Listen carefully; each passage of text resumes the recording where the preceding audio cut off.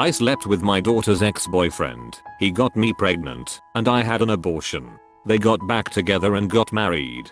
This was back in, let me think, maybe 1997? I was 38 and my daughter was 18, and she was dating Harry, who was 24. I was an alcoholic, and dabbled in other drugs, mostly cocaine. I was not a good person, let alone mother. Not like I was abusive to my daughter or anything, but I was generally inattentive and cared more about my alcohol and drugs than her, especially in her teen years. I'm 14 years sober now. I disapproved of my daughter dating Harry, but I never told her why. He would flirt with me constantly, and the age difference also creeped me out. Also, he was an alcoholic and drug user, just like me. She broke up with him over his alcoholism.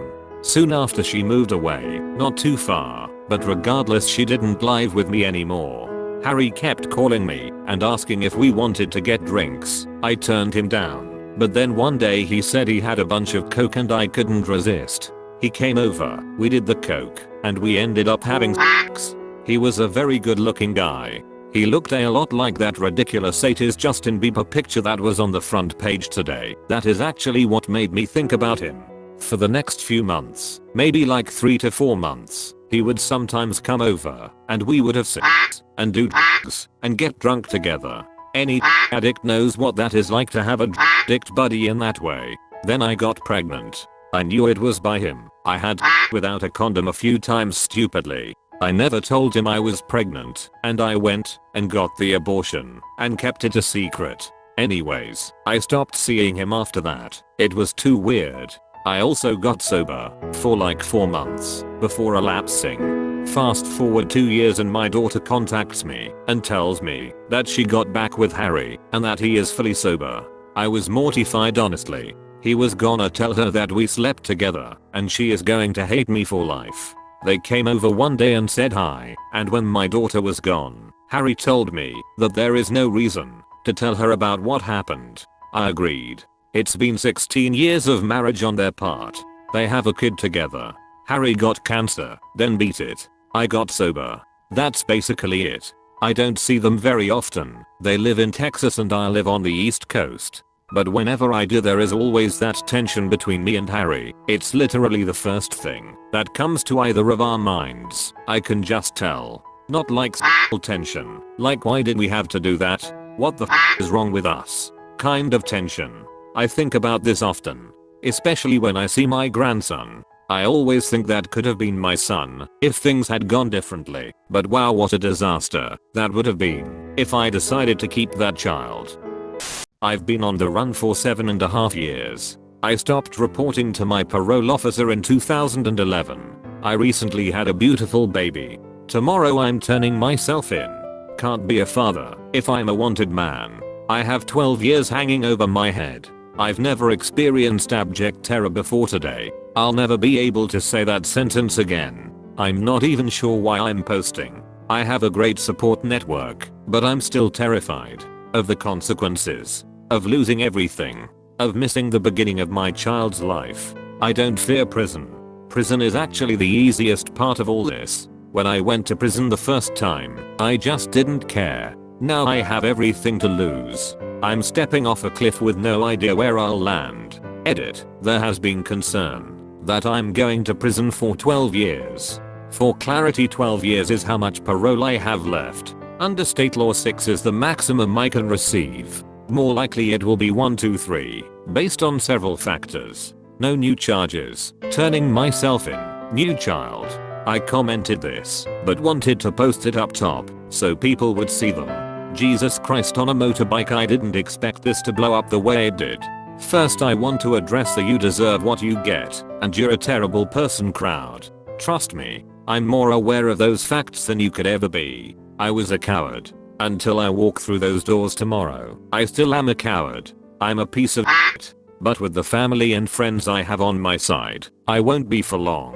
For all the folks wishing me luck, sending me messages, and generally showing empathy to a man undeserving, thank you from every piece of my heart. Sometimes the internet's not such a bad place. As for updates, my brother has expressed that he is willing to post them from this account over the next few weeks as the process works itself out. so it won't be me directly, but they'll be here. Finally, to answer a couple common questions. How did you make it 7 years? I didn't break the law, kept my head down, and was, for all intents and purposes, barring the absconding, a model citizen. No one ever had a reason to question me. Why not stay on the run? This may be hard for someone on the outside to understand, but the life I currently live is a life of constant fear. A purgatory. A half-life. My daughter has made me see that I need more. I need freedom.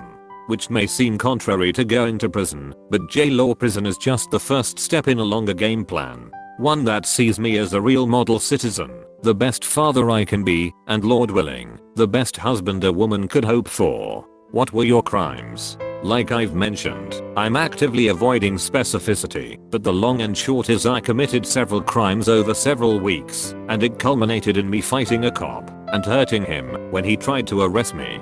Have you ever talked to the cop and apologized? I have not. I hope to one day, but first thing first is getting my together.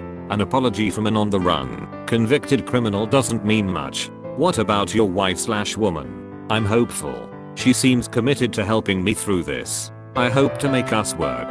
But if time has other plans, she will always have my love and respect. Both as the mother of my child and the woman who helped me to grow into the kind of man that's ready to face his failures and grow as a human and a parent.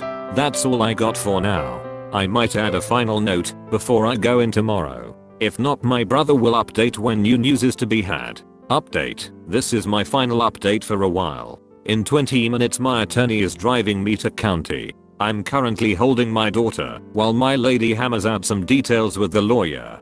Thank you all for the well wishes. As strange as it is, Reddit has given me more of the strength I need to do this. The internet sometimes comes through for you. Excuse me for now. I need to cuddle my daughter for the last few minutes I can. I keep having dreams where I call Obama the N-word, and I want it to stop. This is a throwaway for obvious reasons. Some background. Politically, I've been a Democrat my entire life and an Obama supporter for as long as I can remember. I volunteered for John Kerry's presidential campaign back in 2004, which is where first registered on my map. I watched his speech at the DNC, was instantly enamored. When he announced his candidacy for president in 2007, immediately threw my weight behind him. I knocked on doors, educated people about his policies, and did the best I could to get people to vote for him. When he was elected, I was ecstatic. In the past, when I had supported candidates, it was out of cold reason, because I thought their policies and acumen would result in the best net result for this country. But this was a person I could get excited about, someone I could believe in. When it came time for his campaign for a second term, it was largely the same. I had slightly soured on him. Granted, he was not the president I had hoped he would be, but that was not his fault. I had built him up to be so huge in my head it was impossible for him to live up to expectations. Republican gridlock in Congress also prevented him from getting through the policies he wanted. Nevertheless, I still supported him, still volunteered, and was still happy when he won his second term. The problem started about 3 weeks ago. I had a dream involving Barack, which is not uncommon for me. I was working with him and Michelle on their upcoming Netflix show. We were looking over demographics and how they related to various geographical locations. Without even realizing it, I said yeah, N*********, we should do pretty well in area near me. He just looked at me and stormed out with Michelle behind him. I woke up and went into the bathroom to splash cold water in my face. I dismissed it. I don't have a racist bone in my body. This was just one of those dreams, right? A week and a half ago, I had a similar experience.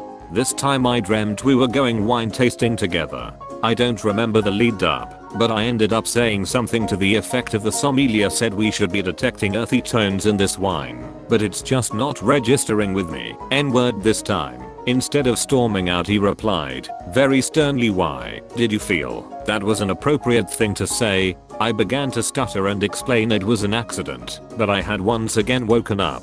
The most recent incident was last night. I dreamed I was at a family barbecue with the Obamas, just his family and mine. He was manning the grill, and I was speaking to Michelle while the children played with each other. I know Sasha and Malia are adults now, but I still think of them as children. I said to Michelle very politely, "Excuse me for one moment," and marched right up to Barack and tapped him on the shoulder.